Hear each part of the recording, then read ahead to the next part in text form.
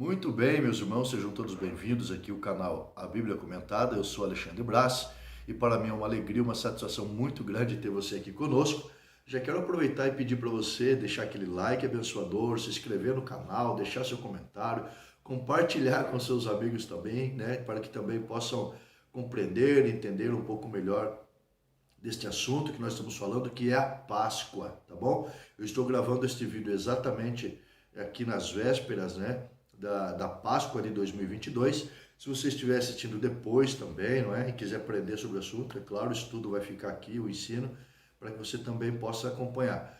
Mas vamos ao que interessa então, o que é a Páscoa, não é?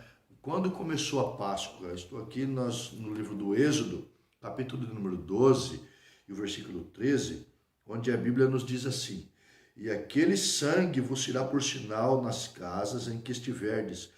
Vendo eu o sangue, passarei por cima de vós, e não haverá entre vós praga de mortandade, quando eu ferir a terra do Egito."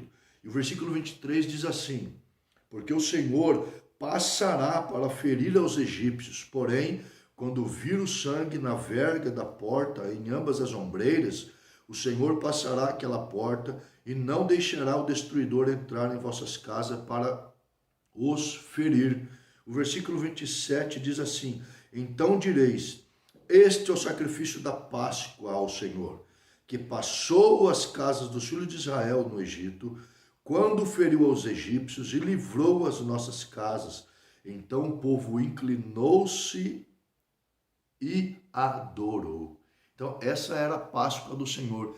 Repare que falou de sangue nos umbrais, falou de passar. Por que passar? Porque isso significa o nome Páscoa, passar. O Senhor Deus, então, ele passou, ele saltou por cima das casas dos israelitas que ainda estavam no Egito, porque ele mandou o destruidor, repare que falou o termo destruidor, para ferir a todos os egípcios com a morte dos seus primogênitos, que foi a última das 10 pragas que o Senhor Deus mandou para libertar Israel da escravidão. Porém, eles deveriam celebrar a Páscoa como? Com o sacrifício de um cordeiro, o seu sangue passou nos umbrais da porta, e quando este destruidor passou, via a marca do sangue, e então ele saltava por esta casa e não havia nela morte, que era a casa dos israelitas. E eles comiam esse cordeiro, deste sangue, assado no fogo. Não poderia ser nem cozido em água e nem cru. Não poderia também sobrar para o outro dia, deveria ser comido ele todo ou depois queimado até ser totalmente consumido. Nós vemos inclusive também depois, em toda a Bíblia, vem falando sobre a Páscoa, não é? Essa festa que o Senhor Deus ordenou que celebrasse, e era celebrada sempre no primeiro mês do ano, que era o mês de Abib, ou o mês de abril, conforme o Senhor Deus estabeleceu a Israel ali. Nós vemos inclusive o Senhor Jesus, no livro de João, quando ele foi a Jerusalém pelo menos 3 ou 4 vezes sendo mencionado por João, ele celebrando a Páscoa. Nós vemos ele indo a Jerusalém celebrar a Páscoa quando tinha os seus 12 anos de idade. Então, a Páscoa, depois nós vemos até o próprio Jesus celebrando com os discípulos, até nas vésperas da sua morte. Na véspera da sua morte, na quinta-feira, ele foi então celebrar a Páscoa. Ele deu todas as orientações: vão, achem uma casa mobiliada, prepare a Páscoa. E quando ele estava celebrando a Páscoa com seus discípulos, o Senhor Jesus disse: desejei muito celebrar convosco esta Páscoa, até que novamente a celebre no reino de Deus com meu Pai. Então o Senhor Jesus já estava preparando. E nós vemos o apóstolo Paulo então dizendo em 1 Coríntios, capítulo 5, versículo 7, que Cristo, nossa Páscoa, foi sacrificado por nós. Se lá no Êxodo o cordeiro foi sacrificado para celebrar a saída do filho de Israel do Egito, onde o Senhor Deus passava e via a marca do sangue e não havia morte naquela casa, agora Cristo é a nossa Páscoa. Agora o sacrifício de Jesus é a nossa garantia da vida eterna.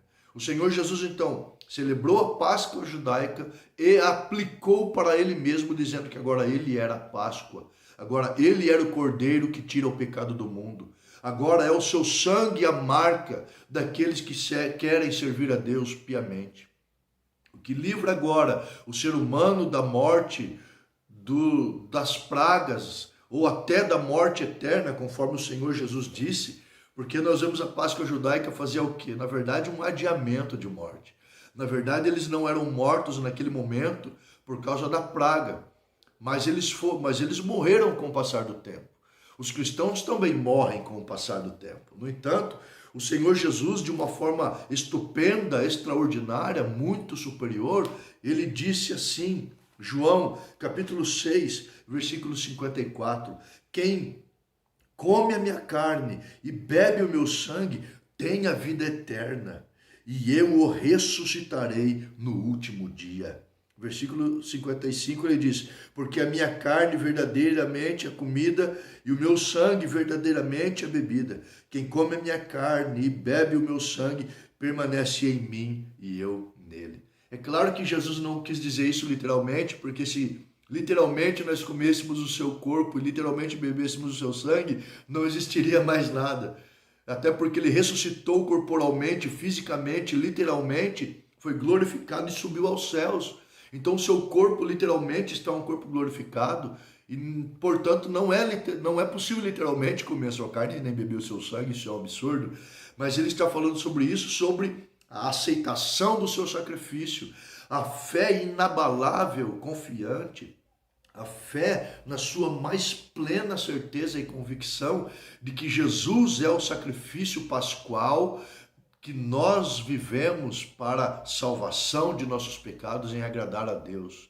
Portanto, meus amados, agora essa Páscoa que nós vamos celebrar, que nós estamos celebrando, não é mais uma vez por ano, não é mais somente no mês de abril, não é mais o sacrifício literal do derramamento de sangue de um cordeiro ali, não, mas na nossa vida cotidiana, diariamente, nós estamos vencendo nossos pecados, nós estamos mortificando o ímpeto da nossa carne em inclinar-se para o pecado por causa do sacrifício de Jesus. O Senhor Jesus disse que daria a vida eterna aos que comem o seu corpo e bebem o seu sangue. Não é só um adiamento de morte, mas uma vida eterna. Não é só morrer corporalmente, ele disse, mas eu ressuscitarei no último dia.